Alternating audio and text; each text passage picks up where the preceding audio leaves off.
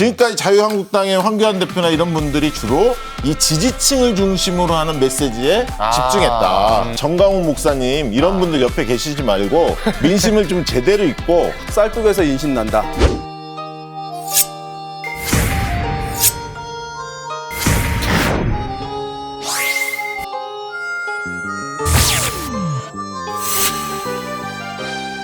두 영웅분을 모시고 민심의 본색을 살펴보려고 하는데요. 자, 영의 박시영 윈지코리아 대표님 그리고 웅의 윤희웅 오피니언 라이브 센터장님 모셨습니다. 어서 오십시오. 네, 안녕하십니까. 반갑습니다. 영웅 본색. 그렇죠. 그 역할극에 최선을 좀 다해 주셔야 됩니다. 본인이 네. 장국영, 네. 윤발이 네. 거의 홍금보인데요. 좀 출연자를 잘못 섭외한 게 아닌가. 각자 다른 자료를 들고 오신 걸로 알고 있습니다. 네. 그 역시 흥미로울 것 같은데 먼저 그 박시영 대표님 네. 오늘 어떤 걸 갖고 오셨습니까? 저는 호감도, 비호감도 각 정당별로 과거에 갤럽에서 조사했던 것을 바탕으로 네. 좀 분석을 해보겠습니다. 좋습니다. 알겠습니다. 주윤발처럼 나가주세요. 네. 궁금한 게 네. 지지도랑 호감도가 뭐가 다른 거죠? 지지도는 네. 경쟁력을 측정하는 지표인데요. 네. 지지도는 상대평가입니다. 왜냐하면 다음 중 어느 정당을 좋아하십니까? 뭐 더불어민주당, 상대평가다. 자유한국당, 정의당, 바른미래당 이런 식으로 보기를 제시하고 받는 게 지지도입니다. 그러나 호감도하고 비호감도는 각 정당별로 절대평가입니다. 예를 들면 민주당을 좋아하십니까? 싫어하십니까? 네. 그럼 좋아한다면 호감도, 싫어한다면 비호감도. 비호감도가 높을수록 그 정당은 집권 가능성, 총선의 승리와 멀어집니다. 호감도를 낮춰야 하는 거죠. 근데 자유한국당을 보면 과거에 비해서는 호감도가 조금 완만하게 올라왔습니다. 네. 갤럽 조사에 의하면 28%까지는 됐거든요. 호감도가요? 호감도가 28.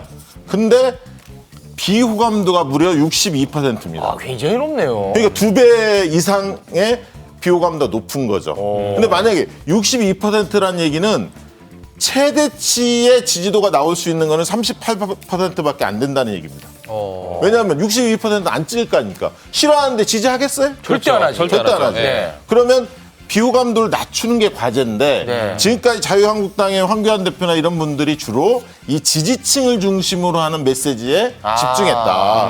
흔히 말하는 중도층을 타깃으로 해야 하는데 특히 중도층에서는 호감도하고 비호감도 차이가 3배까지 나타나고 있습니다. 왜 이렇게 비호감도가 높은 거예요? 저는 원인을 5가지로 보는데요. 네. 첫 번째는 과거에 잘못이 있지 않습니까? 탄핵이라는 게 있었습니다. 네. 이 부분에 대한 진심 어린 반성이나 사죄가 별로 없었다. 자유한국당. 두 번째는 막말하는 의원들이 너무 많습니다. 기억나시죠? 세 번째는 뭔가 그 정부가 뭔가 하려고 하는데 발목 잡는 모습이 너무 습관적으로 많아요. 그 다음에는 어떤 역주행 같은 느낌이 있습니다. 쉽게 얘기하면 대북 문제에 좀 꼬이면 빨갱이 이런 얘기가 캐캐 묵은 얘기 아닙니까? 그런 얘기들이 나오고 있거든요. 네. 이런 문제들 때문에 자유한국당이 굉장히 고전하고 있고 또 한 가지로 보면 유치원 3법 이런 건 좀 반대하잖아요. 근데 국민 다수는 찬성하거든요. 네. 기득권에 조금 눈치를 본다. 민주당 역시 비호감도가 호감도보다 높은데요. 그렇습니다. 네. 이 조사에 의하면 비호감도가 47, 네. 높네요. 호감도가 44. 그렇습니다. 비호감도가 다소 높죠. 네. 높은데 그 갭이 크지 않다는 겁니다. 그러면 47이면 이 수치대로만 본다면 53%까지는 끌어올릴 수가 있다. 호감도를. 그렇기 때문에 민주당으로서는 적신호가 들어왔다. 이렇게 보기는 어려운 거죠. 그리고 민주당은 굉장히 비호감도 자체가 완만하게 떨어지고 있는데 물론 이 격차는 민주당은 좀 떨어지는 추세고요.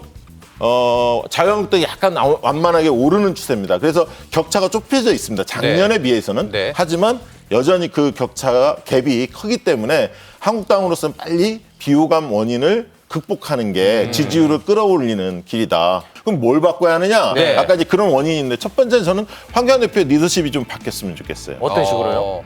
왜냐하면 정강훈 목사님 이런 분들 옆에 계시지 말고 민심을 좀 제대로 읽고 아까 중도층이 원하는 메시지를 좀 남겼으면 좋겠다. 두 번째는 과거에 대해서 진심으로 좀 잘못된 거에 대해서는 반성하는 그런 네. 모습을 좀 보여줬으면 좋겠고요. 네. 그다음에 야당인데 집권 여당과 싸울 때 싸워야죠. 당연하죠. 그러나 또 협조할 때 협조해야 하거든요. 그런 부분들을 잘 적절하게 해야 하지 않을까. 이윤용 센터장님 좀 다르게 바라보는 부분이 좀 있나요? 이 지점에서. 대통령 임기 중반에 실시되는 선거인 경우에는 정부 여당에 대한 평가 특성의 선거일 수밖에 없어요. 그러면은 정부 여당에 대해서 회초리를 드느냐 마느냐. 이럴 때 이제 평가를 하게 되는데, 그래서 야당이 내가 썩 내키지 않더라도 정부 여당을 한번 내가 좀 혼내줘야 되겠다라고 생각하는 사람들인 경우에는 비록 제1야당인 한국당을 그렇게 좋아하지 않더라도 그 회초리를 들어서 이제 여당을 평가하는, 여당을 이제 질책하는 그런 이제 메커니즘으로 흘러갈 수도 있다는 점에서 만약에 정부 여당의 선거를 앞두고 악재가 좀 추가적으로 더 많아진다 할 경우에는 한국당이 지금 호감도 제약되고 있지만 그거보다는 좀 더 높은 성과를, 그것이 뭐죠, 선거에서 승리한다고 보기는 뭐 아직까지는 불확실한 측면이 있습니다만은 지금의 제약되는 것보다는 좀 더 득표를 할 가능성은 이제 여전히 남아있다 이렇게 볼 수 있겠습니다. 윤희용 대표님은 어떤 자료를 준비해 오셨습니까? 저는 이제 1인 2표제이기 때문에 이제 비례의석 투표를 어느 정당에게 많이 할 것인가라고 하는 것을 이제 내년 선거 한번 전망을 해보도록 하겠습니다. 알겠습니다. 참탑으로 장국영처럼. 모시겠습니다. 네. 나가주십시오. 자, 코트를 휘날리면서. 민주당 지지도, 한국당 지지도, 정의당 지지도. 평소에 이제 어느 정당 지지하십니까 묻는 이제 정당 지지율이고요. 네. 그 위에 있는 비례가 붙은 것은 이제 내년 총선에서 비례 투표를 할 경우에 어느 정당에게 투표할 것이냐라고 묻는 것입니다. 이런 현상 같은 경우에 보면은 네. 이제 정의당을 이제 주목해 볼 수 있는데요. 네. 제가 아까 처음에 말씀드린 게 쌀뚝에서 인심 난다 이런 얘기 말씀드렸는데, 진보 성향층에서는 이번 선거에서 진보 진영이 승리할 것 같다라고 기대감이 굉장히 커지게 되면, 또 그렇게 확신을 하게 되면, 그러면은 내가 진보적 가치를 좀 오랫동안 추구해온 정의당에 한번 비례의석은 자유롭게 좀 투표를 한번 해보고 싶어, 지원해보고 싶어, 이런 마음이 들 수 있거든요. 그런 경우에 정의당의 이제 비례 투표가 높아지는 것이죠. 그래서 이제 쌀떡 인심론을 얘기한 것인데, 이런 현상은 이제 과거 선거에서도 나타나는데요. 지난번 2016년 총선 같은 경우에는 그때 한국당이 한나라당이 대세를 얻을 것이다라고 이제 예상이 됐었잖아요. 그래가지고 상당히 위축돼 있던 상황이거든요. 진보 지정이. 그렇기 때문에 한 7%밖에 득표를 못했어요. 정의당이요? 그런데 네. 2004년 총선 아시나요? 그때 노무현 전 대통령 탄핵 국면에 치러진 선거인데 네. 진보 진영이 대승을 했죠. 네. 그때는 정의당이 무려 13% 비례 득표를 했습니다. 근데 보면은 그 보수 같은 경우에 자유한국당 그 사례를 보면은 지지도랑 비례가 또 차이가 있어요, 여기도. 네, 그렇습니다. 지금 이제 이거 같은 경우에는 한국당 지지도가 21% 최근에. 네. 근데 지금 이제 26%잖아요. 네. 자, 이것은 이제 민주당은 오히려 비례가 떨어졌는데 여기서는 올라가잖아요. 자, 이런 경우는 이제 어떻게 설명해야 될 것이냐? 이것은 지금 현재 보수 성향층이지만 지금 한국당 같은 경우는 아까 우리 박시영 대표님 말씀하셨지만 비호감도 워낙 높은 상황이기 때문에 내가 한국당을 지지한다고 얘기 잘 못해요. 그렇지만 이제 이 보수층들이 내년 총선에서 한국당을 찍지 않고 여당을 찍을 가능성은 많지 않잖아요. 그렇기 때문에 실제 선거에서는 비례 어딜 찍을 거냐고 물어봤을 때는 정부 여당에 대한 어떤 견제 심리라든가 또는 심판 심리가 있기 때문에 그때는 내가 자유한국당 찍겠다고 얘기를 이제 하고 있는 거예요. 네, 그래서 한국당 같은 경우도 물론 이제 보수에서도 분산될 가능성을 배제할 수는 없습니다만은 한국당은 지금 워낙 정당 지지율 제약되고 있는 상황이기 때문에 네. 실제 비례는 지금보다는 더 높은 비례 의석 득표율을 얻을 가능성이 있다. 이렇게 제가 좀 보겠습니다. 궁금해지는데요. 네. 한국당의 비호감도가 높기 때문에 네. 내가 지지한다는 걸 표명 못하는 사람도 내일 만약에 투표한다면 한국당에 투표를 하겠다는 거 아니겠습니까? 그렇죠. 정부 여당을 근데 회초리 들기 위해서. 그런 분들은 투표 당일에 네. 안 갈 가능성 없습니까? 되게 이제 보수 성향층에 있는 분들 같은 경우에 투표 상당히 소중하게 생각하고요. 또 네. 고령층 같은 경우는 이제 투표에 참여하는 것이 이제 본인의 사회적 존재감을 사실은 과시하는 거나 나타내는 것이기 때문에 실제 그분들의 투표율이 젊은 층보다는 훨씬 높은 건 많이 이제 확인되고 있는 거죠. 이건 예. 과거의 해석입니다. 아, 그래요? 최근에 이제 조사를 해보면 네. 반드시 투표층, 네. 꼭 투표하겠다 2층을 조사하면 한국당 지지층의 그 결집력, 투표 열기가 민주당 지지층보다 높지 않습니다. 과거와 좀 달라진 패턴이 나오고 있습니다. 네, 공부를 안 하고 있습니다. 선생님, 그 남의 작품에 그렇게 초치면 안 돼. 들어온 네. 다음에 하셔야지. 아, 그런가요? 네. 만약에 선거법이 개정이 된다면은 이 지금 나타난 표 혹은 내년 총선에도 어떤 영향이 있을까요? 선거법 개정이 논의되고 있는 것의 핵심은 뭐냐면 비례 의석을 지금보다 좀 확대하는 것. 그다음에 이제 연동제를 적용하는 것이에요. 비율은 이제 여러 가지 논의가 이루어지고 있는 상황이지만 그렇게 되면 군소 정당들이 선거에서 의석수를 더 확보할 가능성이 그만큼 더 높아지는 것이거든요. 왜냐하면 적은 득표율로도 사실은 이제 당선되는 것이고 비례에서도 자유롭게 투표하는 경향들이 있기 때문에 네. 그래서 이제 주목해봐야 될 것은 보수 진영에서의 문제예요.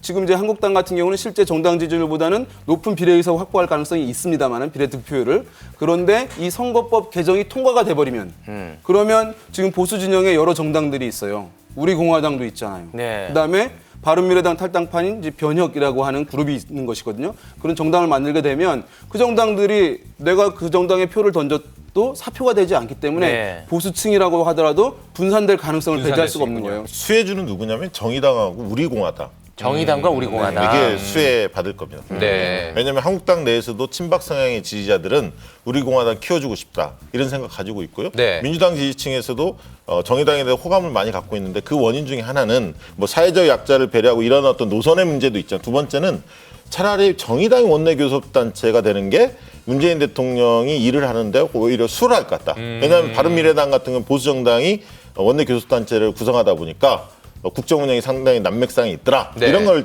체감하고 있거든요. 지난 총선을 우리가 떠올려 보면은 안철수로 대표되는 국민의당의 돌풍이 있지 않았습니까? 그래서 그랬었죠. 완벽한 제3당이 탄생했는데 네.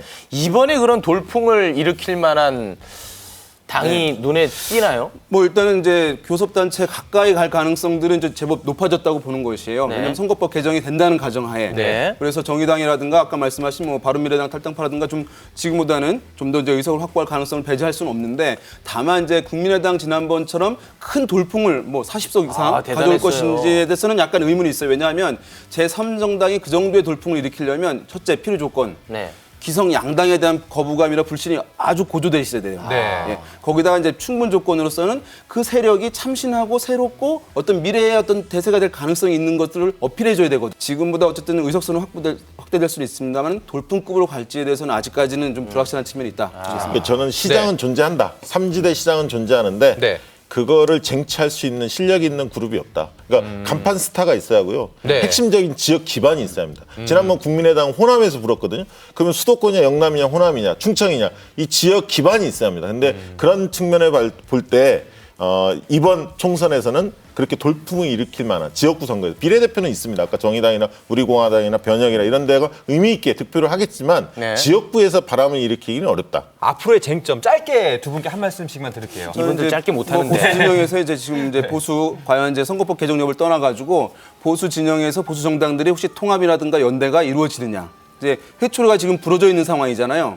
그것이 이제 하나로 묶이면 또 위력을 발휘할 수 있는 것이니까 네. 그 부분이 이제 선거의 주요한 이제 어쨌든 변수 중에 하나가 될 것이다. 보수 통합. 네, 저는 여권의 입장에서 보면 검찰 수사 이게 어디로 향할지, 그다음에 검찰 개혁 문제, 그다음에 부동산, 북한 변수 요거를 어떻게 관리하느냐가 굉장히 중요할 거다. 깔끔하네요. 원래 깔끔한 사람. 아마 보게 되실 거예요. 괜찮아? 어차피 볼 거 하루라도 일찍 봐주세요. 좋아요? 한밤의 시사 토크 더 라이브. 어차피 보게 될 거 하루라도 일찍 보세요. 아, 됐습니까? 아유, 고맙습니다. 네.